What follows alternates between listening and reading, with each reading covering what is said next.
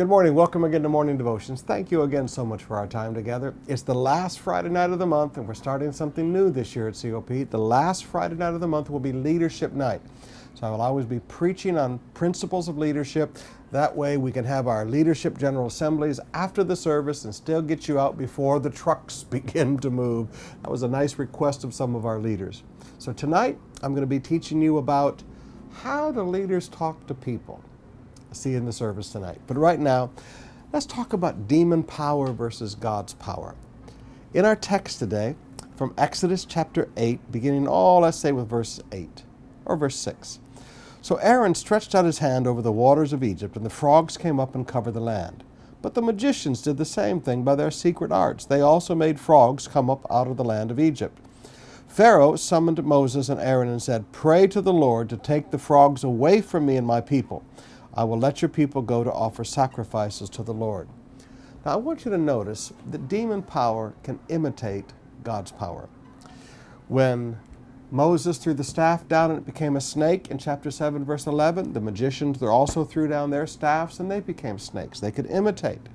When Moses turned the water into blood, the magicians of Egypt did the same thing with their demon power. And now again with the frogs, the magicians of Egypt did the same thing with their demon power. So demons can imitate the works of God and the miracles of God, but I want you to notice some principles. God's power is always greater. Now you need to get a revelation of that. God's power is always greater than demon power. Sure, they could throw their rods down and become snakes, but the staff of God ate those snakes. God's power is greater. Only God's power is unlimited. Their power is limited. In chapter 8, verse 18, we find that there finally came a point with the gnats that they could no longer imitate God's power. Satan's power is very limited. Only God's power is unlimited. And thirdly, only God's power brings relief.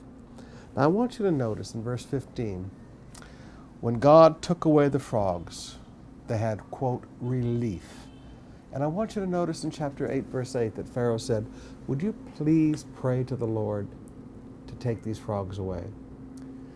Demonic power can bring destruction, but demonic power cannot bring relief.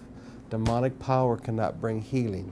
Demonic power cannot bring blessing. Only God can do that. Satan's power is destructive. God's power is creative and a blessing. So yes, Satan may use his powers to imitate the work of God. God's power is greater. Only God's power is unlimited. The devil always runs out. And only God's power can bring healing and relief.